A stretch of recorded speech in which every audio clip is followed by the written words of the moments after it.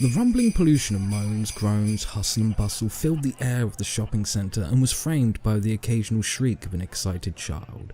The Christmas decorations were sprawled across the ceilings and balconies of the shopping centre like spiderwebs laced with glitter and cheer.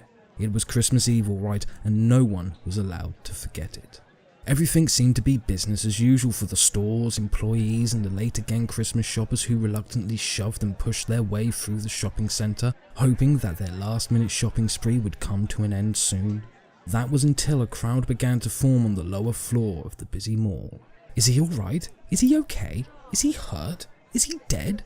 Questions filled the air above the heads of the crowd that had formed around a middle-aged businessman who was led on the floor. He kept still, laying on his left-hand side, and didn't say a word. His eyes continually blinked, his skin was blotched, and his 5 o'clock shadow had just started to come through. But his grey two-piece suit was immaculate. Several of the shoppers tried talking to him to see if there was something wrong, but silence was the only response the businessman would give to them. The shoppers started to panic, unsure of what to do. They couldn't just leave him there, but they couldn't do anything if they didn't know what was wrong with him. But luckily for the businessman in the grey two-piece suit, someone had called the paramedics the moment they saw him laying on the floor.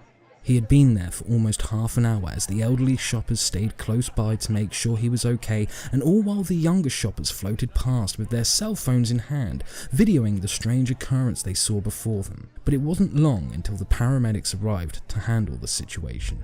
The two paramedics, John and Lorraine, entered the shopping mall with a sense of calm worn upon their faces and a sense of urgency in their steps. They both wore crisp white clothing and carried large green medical bags hoisted over their shoulders. $5 says it's an old woman who slipped on the marble again, John said with an air of arrogance to Lorraine as they slid and weaved through the sea of self-obsessed shoppers. No chance, mister, Lorraine replied in a stern manner. You know as well as I do that nothing exciting happens on Christmas Eve, so if I took your bet, I might as well give you the money now. Or you could just let me take you to dinner instead, John replied. How many times do I have to tell you, John? Lorraine responded as they got closer to the crowd that had surrounded the businessman in the grey two-piece suit. I'm not interested in cheating on my husband, no matter how many times he decided to screw that skinny bitch he calls a secretary. Hey, you can't blame a guy for trying, John replied with confidence. It's a shame you're not a guy then, isn't it? John and Lorraine got to the edge of the ever-growing crowd that surrounded the businessman in the grey two-piece suit and soon realized that things weren't going to be as easy as they anticipated. Oh, Jesus Christ. Lorraine sighed as she tried to look through the people in front of her. Okay, you stay here and do what you can to disperse the crowd. I saw a security guard on our way in, so he can help you.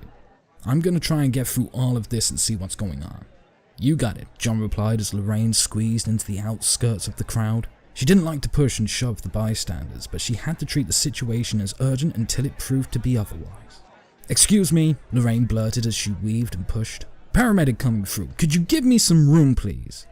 Eventually, Lorraine found herself bursting through the crowd and onto the other side where she saw the businessman in the grey two-piece suit laid on the floor. She didn't see any blood, but she instantly jumped into automatic pilot nonetheless. She dropped to one knee close to the businessman in the grey two-piece suit, placed her large green medical bag next to her, unzipped it, pulled out a pair of latex gloves and snapped them on. Good afternoon, sir, Lorraine began. My name's Lorraine. Could you tell me your name, please?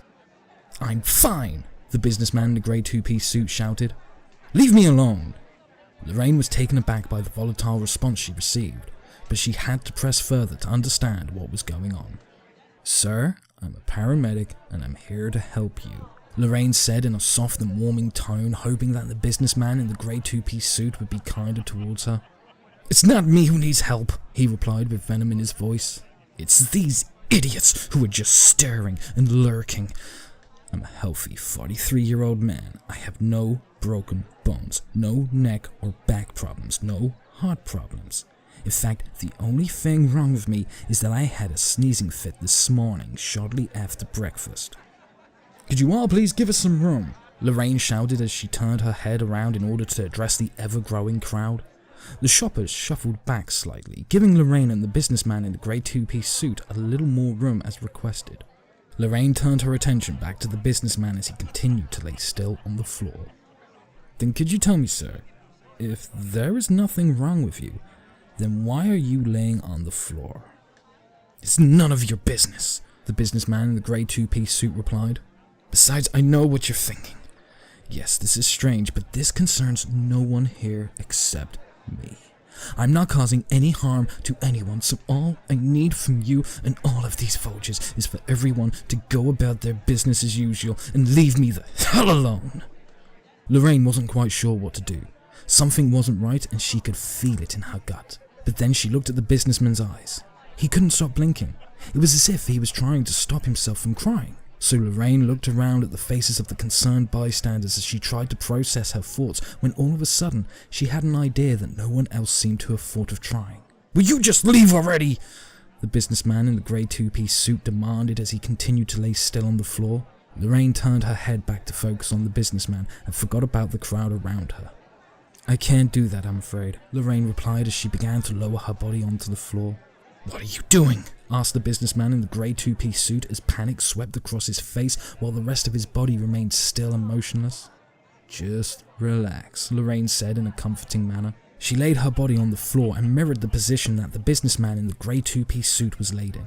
Her eyes began to lock with his until a small blue flash caught her attention. She thought it might have been the flash from a cell phone as a bystander took a quick picture, but then she moved her eyes to the side of the businessman's face that was closest to the floor, and after a few seconds, she saw another tiny little blue flash. It was a Bluetooth earpiece that the businessman in the grey two-piece suit had been wearing this whole time, but no one else had noticed it until now.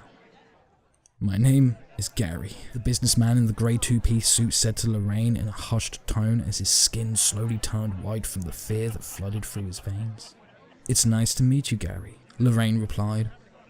"Now, do you want to explain to me why you're lying on the floor in the middle of a busy shopping center when there is nothing physically wrong with you?" "I'm lying on this floor," Gary began, "because if I move just 1 inch, 1 millimeter, then they're gonna kill my daughter." Gary's eyes began to well up. "It's her birthday today. She's only 5 years old." Okay, Lorraine said calmly, trying to avoid the fear that she could feel wash over her. "Who are they?" "I can't tell you," Gary replied as tears began to roll over his cheek before leaping towards the marble floor beneath him. "They wanted me to do this in order to spare her life. No one else was meant to be involved. But then you showed up and now you're a part of this. They're telling me that they want you to do something in order to spare my daughter's life." "And what do they want me to do, Gary?" Lorraine asked as her throat began to feel dry. Gary stared deep into Lorraine's eyes as the tears rolled over the bridge of his nose. "Send more paramedics."